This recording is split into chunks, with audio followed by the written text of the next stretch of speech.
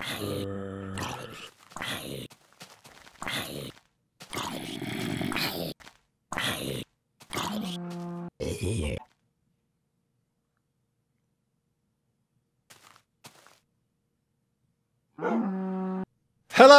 ladies and gentlemen, my name is Kurt, and welcome back to Far Lands or Bust. A very noisy start, woof, to the episode. I'm a little bit concerned about those footsteps. Sorry, I'm trying to listen. Alright, onwards? Okay, we're alright. Apparently, yeah, I had... Oh, yeah, there was a creeper over there. I had stayed up late into the night to set off some fireworks in the last episode.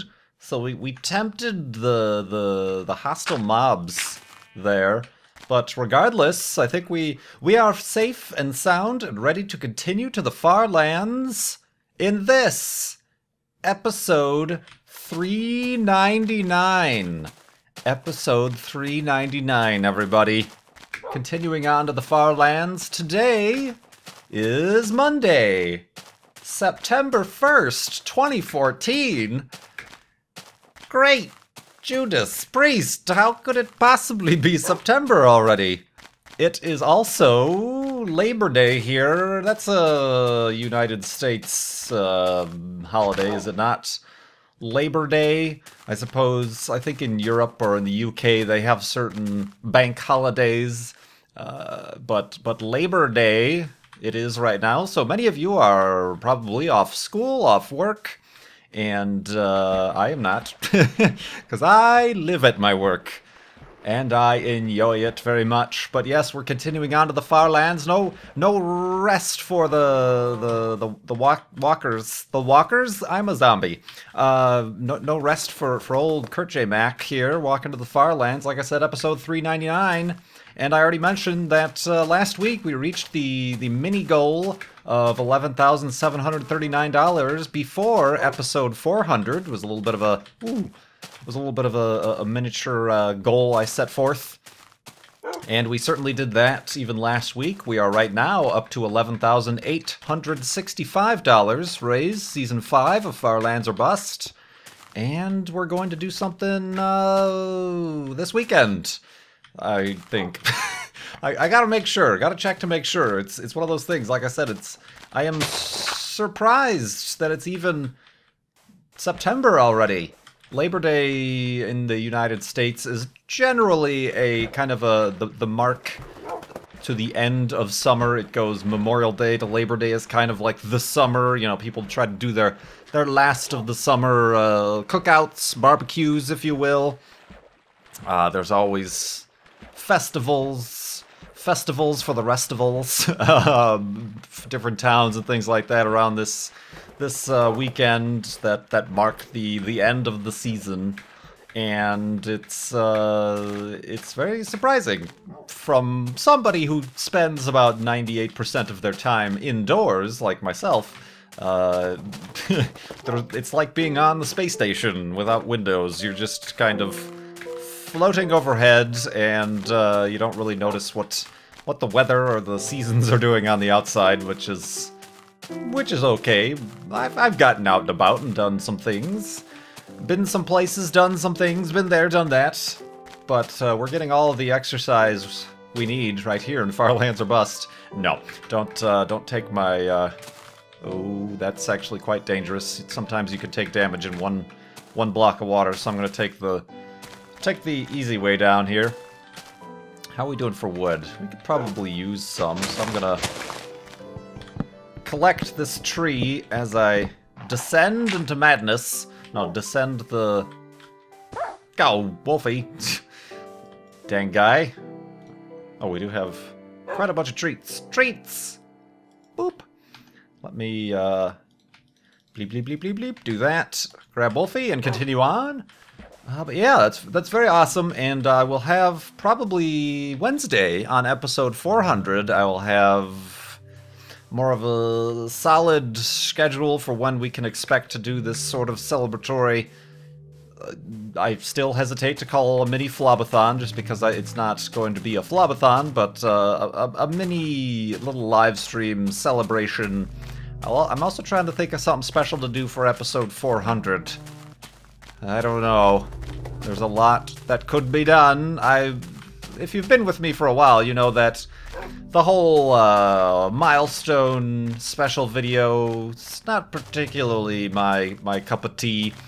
What did we, for episode 300, we dug down to bedrock and almost died, which was a terrible idea, but yeah, we dug a shaft. It was about the same time we were making, we were making the missile silo on the Season 3 Mindcrack server, so I built like a mini missile silo down because we'd never seen bedrock in the Far Lands of Us world, so that was kind of like, oh, we'll do something we haven't done before, but by now we've pretty much done everything we could possibly do. We found a golden apple in a chest in a dungeon. We went to the Nether and back in episode 200 and got the glowstone, which now resides upon the monument, the 1479940 monument from the beginning of this season. And you know, early on we obviously got diamonds and stuff like that, and I think we've pretty much made everything we could make. I don't know. I don't think I've ever made a piston. I don't know. Maybe we'll make a celebratory piston. Who knows? We'll figure it out when we get there. But well, I'll have to figure it out in the next couple days because we're gonna get there in the next couple days. Ooh, look at that! It's like a Neapolitan ice cream mountain. Haha! Ice cream. You know, the strawberry chocolate and vanilla in the middle. But yeah, we're continuing on here. I also mentioned, for those of you who follow along elsewhere other than just Far Lands or Bust, I am intending to start a audio podcast. I know a lot of people always recommend that I make Far Lands or Bust into an audio podcast so people can listen to it. That would be tough to do, but I'm going to do a separate audio podcast for part of one of my milestones for the Patreon, and I mentioned in the live stream, last week's live stream, that I was going to announce that today on the 1st. I did not realize, A, how quickly that was approaching, and B, that it was a holiday, and C, that I was going to be without internet all of Friday. Friday was the day I was going to be trying to do that, and nope, no internet. So that might be a bit delayed. I should have given myself a little bit, you know, like a 2-week notice so that I could actually get my ducks in a row to get that up and running. So I apologize if, well, pretty certainly that there will be no announcement yet today for the podcast name or site or anything quite yet. I'm not ready. I need to make a logo. As somebody who comes from graphic design, it's quite obvious how quickly you lose those skills if you do not exercise them. I do not, you know, I like opened up Illustrator for the first time in Cavalove in years. Well, maybe like a year, maybe not years, but like opening up Illustrator and being like, I don't have any of the fonts that I desire. The typefaces are not. Ooh, I like what's coming up here if I can get to it. There's like spires. The spire. Ow! Cavalove! Whoa! No, you made it fine. No, I've had that damage a little bit, but oh, well, the spires turned into mountains, but they're still kind of cool, so I'll make my way. Maybe we'll make a cake. Oh no, there are the spires. Cool. It's very dramatic. Very strange. Strangely dramatic. Drama. Intrigue. What are we going for here? What was I talking about? Oh, the podcast. Cool. Oh, Wolfie. Oh god. Where's he at? Wolfie? Wolfie? Wolfie? There he is. Alright. Well, oh, dang it. So much for that boat. Yeah, let's make our elevated hidey hole in the shadow of the three musketeers here. Oh, that sounds pretty cool. This is kind of weird. Like, why did that even happen with the terrain generation? It's not because of, ooh, the place we came from was pretty cool, too. It's not because we're getting far out, man, to the far lands or anything. That's, I used to think it was a gradual degradation of the terrain generation, but it's actually quite sudden when you get to 12,550,820 blocks out. It's a wall. It's a sudden wall of the far lands that appear. So it's not like it slowly degrades, I don't think. I mean, that's people have only teleported there. It doesn't make sense that it would do it if I'm just walking there. But yeah, that's kind of cool. Kind of cool indeed. We'll check this out in the morning, and yeah, I'll talk about what I did on Friday without the internet. That's why last episode on Friday was quite late. And we'll answer some additional donor questions, Child's Play charity donation questions here in the morning.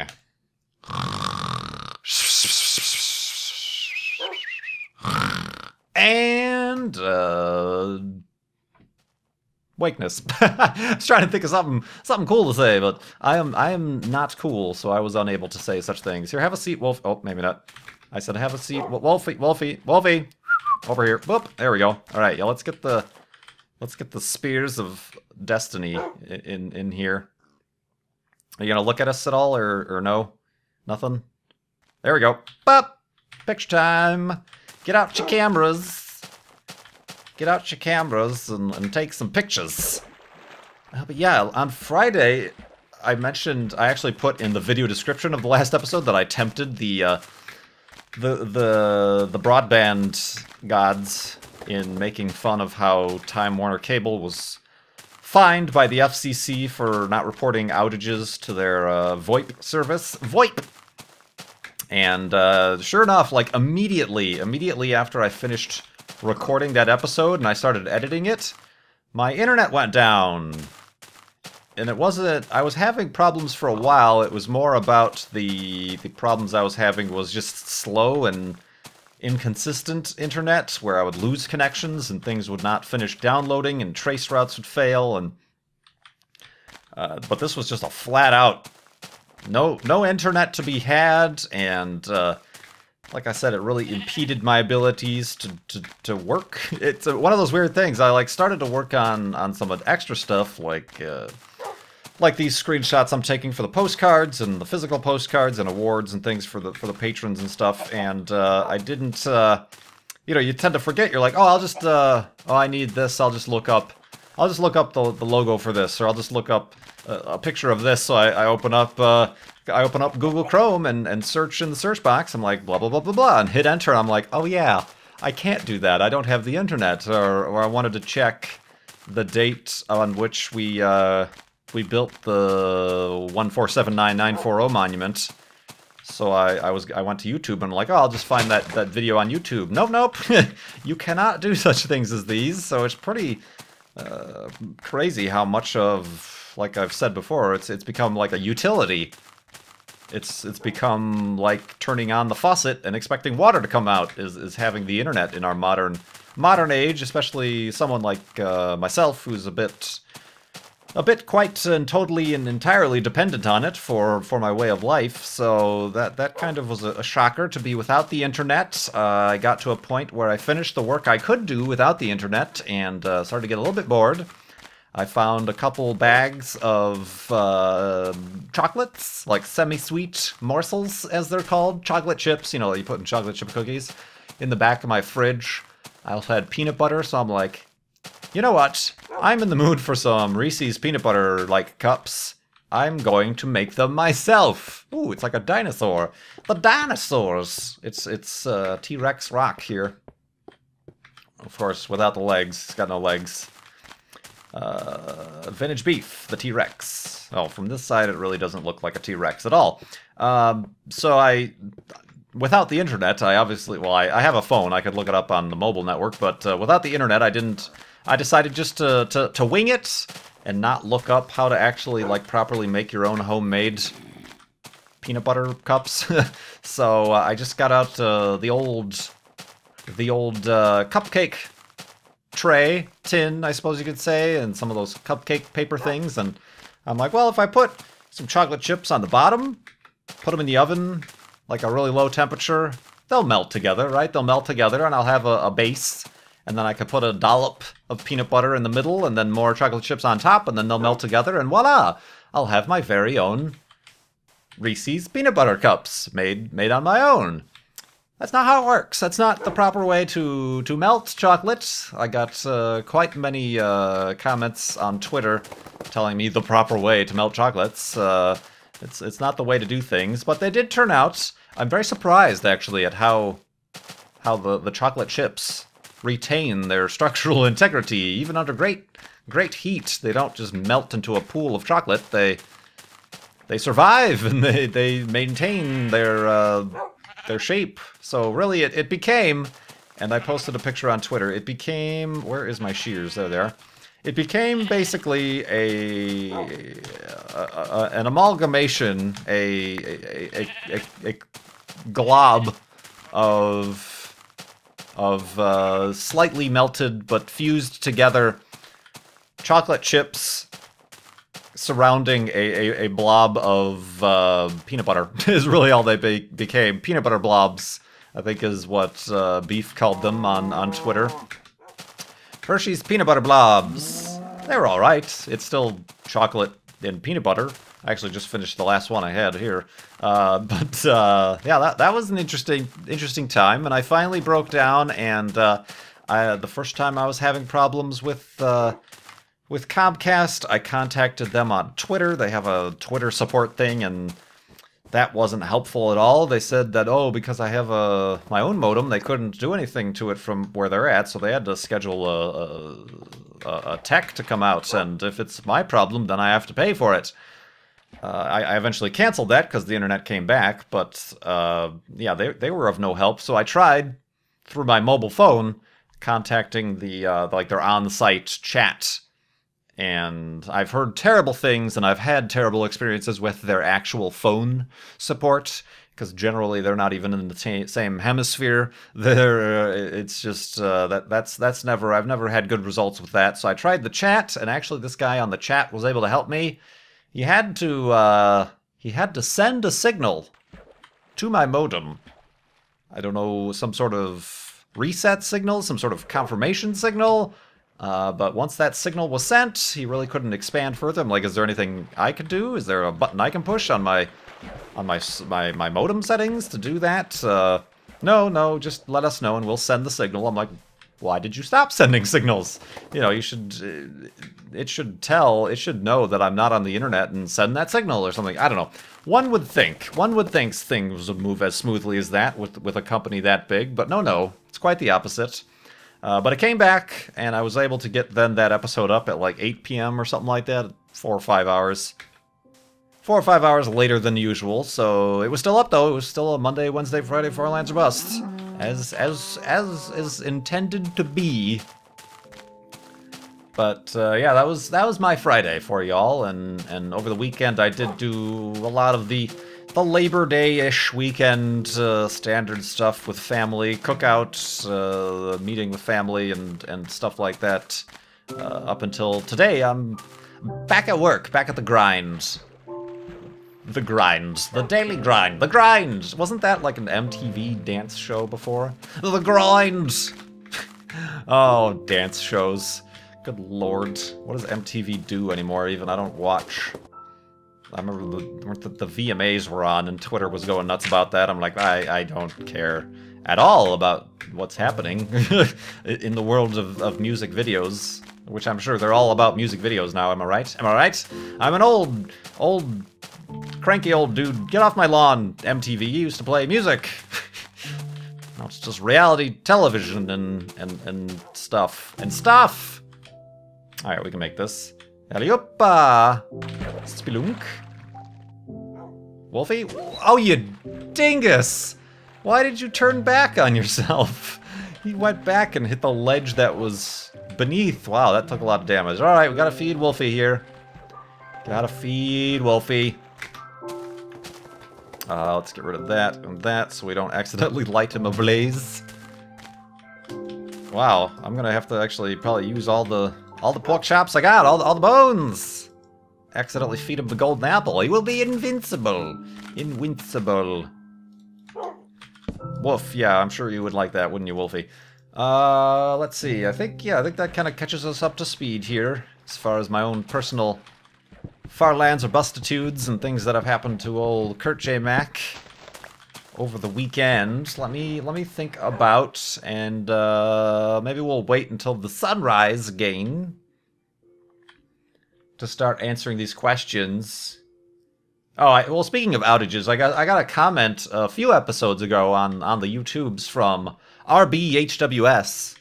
Rebus is how I'm going to say that. I'm curious, Kurt, do you have some sort of contingency plan for the winter in case your power goes out for several days? Freeze to death, obviously, since my heat has an electric starter, but that's never happened. And I don't foresee that ever happening. That would be a major outage. There would have to have been something major to have happened if my power were to go out. If anything, in the Midwest here, power... Oh, well, that goes to the bottom of the sea. Power would more likely to be going out, excuse me, during the summer and spring months, during tornado season, with all the lightning and the winds and the hail and stuff. Summer is more of a time where we experience power outages, but yeah, I don't know. I don't have that as a contingency plan. I don't even have a UPS, a backup battery, just because the power here has always been very consistent. Never really lived in a place that has... Am I in? I'm in the bed already.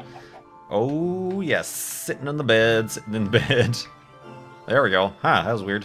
So yeah, I've never had that problem, so I never really had to worry about it. Perhaps my contingency plan is to move somewhere where winters aren't so bad. That's one heck of a contingency plan. Careful, Wolfie, there's a cliff edge right there. Let's go to sleep, and then continue on so Wolfie doesn't jump off this cliff in the morning.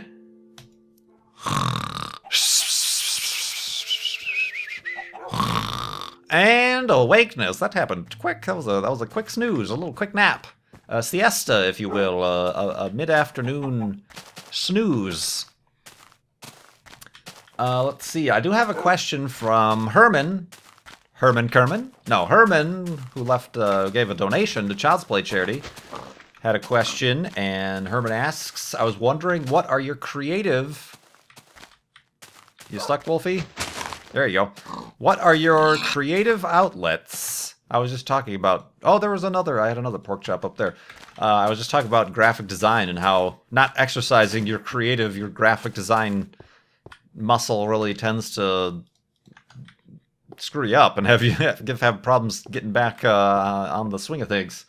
What are your creative outlets? Do you do doodles? Sing in the shower? Write bad romance novels? That's for Tumblr to do. I'll leave that for Tumblr. What does Kurt do to get these creative urges satisfied? I make videos on YouTube. People think... I think people seem to forget that doing Let's Play commentaries, specifically solo commentaries in general, but all gaming commentaries all involve creative... You know, it is I always liken it to, you know, Minecraft as the stage, and we're putting on a play or a story or something here, even if it is a narrative or whatnot. So this is a creative outlet. Of course, there's also the artistic. I do somewhat have the ability to flex my graphic design muscle by spending an obscene amount of time making thumbnails. Whenever I start playing a new game, I'll record for an hour, and then it'll take me about an hour to actually think of a cool design for the thumbnail for the series or whatever. Thumbnails, doing like channel artwork and stuff like that. So, did I accidentally press F? I think I did. Dang it. Ooh, it's so foggy here. Weren't there some pigs over here? I think there were. Pigs! So yeah, I feel like I do have a creative outlet that is this. Making videos. You know, there's a little bit of, I suppose, improv comedy involved, I suppose you could say, especially, you know, when you're doing with playing off multiple different, you know, doing multiplayer stuff. There's a little bit. It's a performance. I am a performer. I am a thespian, and I demand your respect. Sorry. Oh, acting. So yeah, those are my creative outlets. I don't draw anymore. You will notice. Well, you will notice, or you would have noticed. Say if you were like my teacher or classmate through high school, middle school, really any school, and college. When I was feeling creatively stifled during classes where I'd have to take notes in all of my notepads, in all of the margins, I would be drawing cartoons and just funny, goofy stuff and little comic strips. I called them margin cartoons because they were in the margins, you know, around, you know, just completely bored or whatever. So that was my creative outlet then. But yeah, I don't really have any, you know, I don't feel like I'm, you know, on the flip side, when I was talking about graphic design in my previous job as a web and graphic designer for a really small firm, doing work for other people, like doing work for other companies, even though it's creative work, that didn't feel like a creative outlet because it wasn't my own work. It wasn't my own choosing. I was making decisions based on you know, selling a product or profit or making sure that we could get hired again to do more work. You know, it really, there's a big difference between a creative outlet in a job like that versus a creative outlet for your own choice, choosing your own creative outlet, which is, you know, it's kind of, it's a nice thing as an artist, as I'm sure people who are artists who end up being able to make the art that they love making for a living, either painting or comic book or even game art design and things like that. It's a great relief to be able to make a living doing the creative, or getting, you know, in the creative outlet that you so desire, that you so are interested in, versus, like I said, doing work for other people, no matter how creative it may be, is simply not as satisfying. It doesn't scratch that itch that scratch that you would think it would. So yeah, it's kind of interesting to think about, I guess. And I'm sure there have been many studies about that sort of thing. The sociology, the psychology behind the creative works and stuff like that. So yeah, it's kind of thought about that. Herman also goes on to ask, how do you organize your collaborative stuff like the recent Call of Duty multiplayer? There was a question like this yesterday. There was the Mindcrack panel at PAX Prime yesterday, and there was a question about, like, how on a schedule do you guys get? And there are schedules, but it's not what I would call organized. It would be like, okay, let's meet here at, you know, 1 p.m. Eastern Time. We really don't start recording until, say, an hour and a half later. It's either the people show up right away and they just start messing around in the game but not recording, waiting for other people to catch up. Or then it turns out, okay, all the people who are here, but we have 7 people. It's uneven teams. And we start pinging other people, and then maybe somebody else will join, but they don't have the game set up, so we gotta help them through setting up the game, and they're, oh, the recording doesn't work. That was a big problem with Call of Duty. I don't know why. A lot of people co-star, Nvidia, pause. Most of the people seem to have problems recording the original Call of Duty games. I never had that problem, even with the original, the first person, the single player campaign I did. I just started it up, opened up DX Story, and was like, hey, here we're going. Here we're recording. There's a little bit of finagling in order to get it to run widescreen mode, because it was actually made back in 2003 when people didn't have widescreen monitors, so it was only square aspect ratio. But, oh no, the flowers. These poor little flowers. They did not receive the direct sunlight that they required, so I will replant them. I will save them from the shadows. Ooh. So yeah, it's not what I would call organized at all. It can get frustrating sometimes, even especially, I'm sure you've heard stories about UHC, Minecraft Ultra Hardcore, where we just run into a lot of problems with Minecraft, the game, being able to handle that many people spread out. Just the chunk rendering and things like that, but then also just getting everybody together, and there are certain people, I'm not going to name names, but I think you can imagine the people who may or may not be more or less mature than others, who will waste a bunch of time killing each other before we're trying to record, and bothering Good about needing to be teleported here or there, or I need more hearts, I need to be healed, Good. So you can imagine, I'm not going to point fingers or name names. But yeah, there's that. So it's organized is probably not the right word for it. What else here? Nightblade95 asked, I guess speaking of jobs here, if you could have any job other than your current, what would it be? Obviously, I've answered this before, a few times before, I'm sure. Obviously, and I'm sure you're answering, for those of you who know me quite well, are answering before I'm able to answer. Obviously, any job. Just choose any job and it's yours. Obviously, astronaut. There's no question at all. Like, instantaneously. I've said this many times. If NASA were to knock on my door and say, "Oh, we've got a seat here on this spacecraft that's gonna go to Mars," and it's like perfect. It's, you know, for somebody who's 6'2", 100 and pounds, and you're the only one who can fill this spot. You know, they're at my door. They're ready.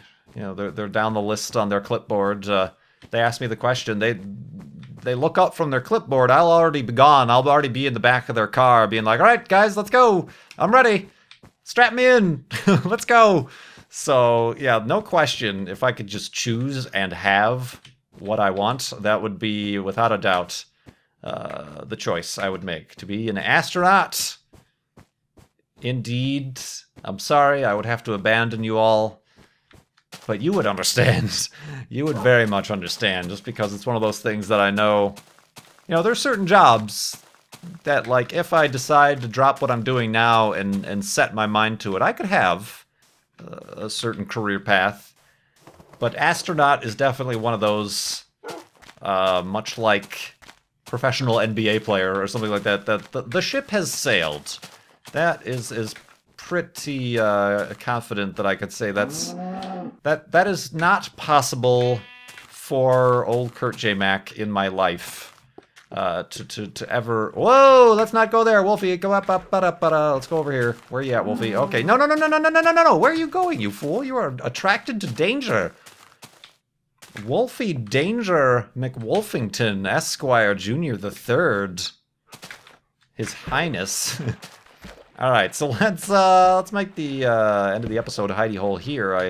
I say, I doth declare the final hidey hole of oh dear, well, the final and poorly planned out hidey hole of episodes that start with a 3.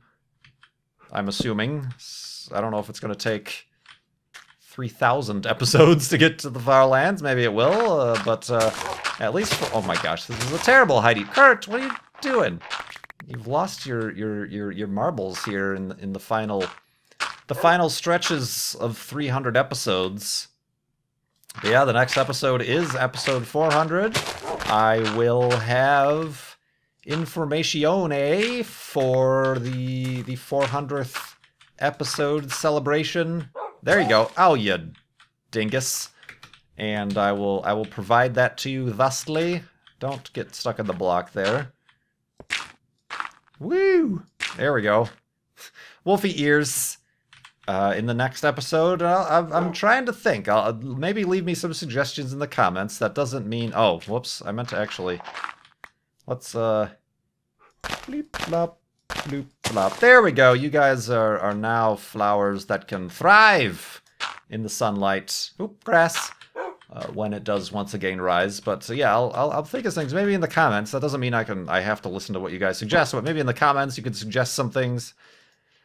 Things that can take place within 3 Minecraft days.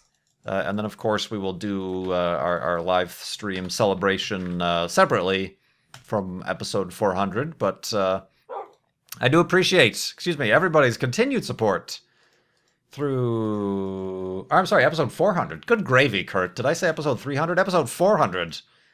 Gosh, where does the time go already? Feels like just 5 seconds ago I was saying episode 300. But no, episode 400. It's episode 399. Gosh, and it's September... It's the end of summer. It's 2014. We've raised $11,865 for Child's Play charity. It's crazy, guys. Awesome. I've apparently suffered a stroke. But yeah, thank you so much for your continued support for Child's Play charity. I'm looking forward to the next 400 episodes starting Wednesday. Woof, so is Wolfie. Thank you so much for watching. My name is Kurt. I will see you next time.